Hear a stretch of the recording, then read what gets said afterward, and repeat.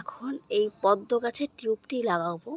তো এই যে গাছগুলো রয়েছে, এই বড় সাইজের একটা আমি গামলা নিয়ে নিয়েছি। এই যে গামলা বড় সাইজের, যত বড় সাইজ দেব ফুলফুটে তত বড়ই কিন্তু হবে।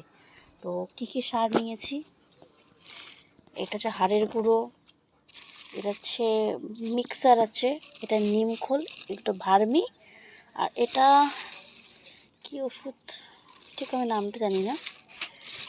তো প্রথমে আমি এই যে 1 মুঠ নিমখোল দিয়ে দেব। এই যে 1 মুঠ মিক্সচার, 1 মুঠ হাড়ের গুঁড়ো দিয়ে দেব।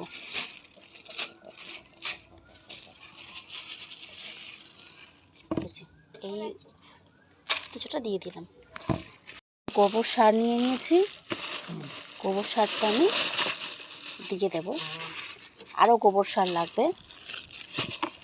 এবার গোবর সারটা আমি ভালোভাবে এই যে দিয়ে দিলাম। দেখতে পাচ্ছেন কতটা গোবর সার দিয়েছি। এবার মিশিয়ে মাটি দেব। গামলায় আমি মাটি দিয়ে দিচ্ছি, আরও মাটি লাগবে। অল্প অল্প করে জল দিয়ে দিচ্ছি, পুরো মাটিটাকে কাদা কাদা বানাবো।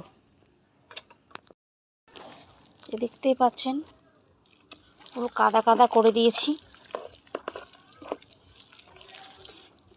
এবার এই মাটিটাকে কাদা কাদা করার পরে এইভাবে ঠিক লেবেল করে দেবো।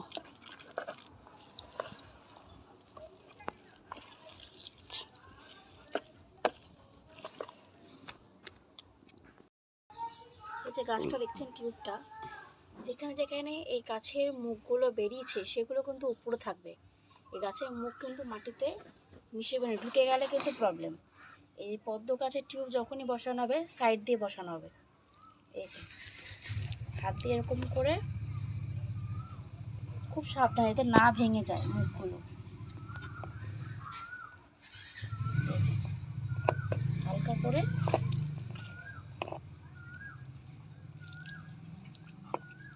কিন্তু টিউবটাকে ভেঙে ঢুকিয়ে দিলে পোস্ট করে দাও।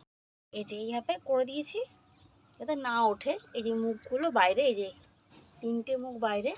এবার জলটা ডাইরেক্ট এবার দেওয়া যাবে না, প্রথমে হালকা হালকা করে। এই যে বেশি এইভাবে দিলে পুরো কাদা কাদা আরও বেশি হয়ে থাকবে। এই যে আস্তে আস্তে আস্তে আস্তে এতে কাদা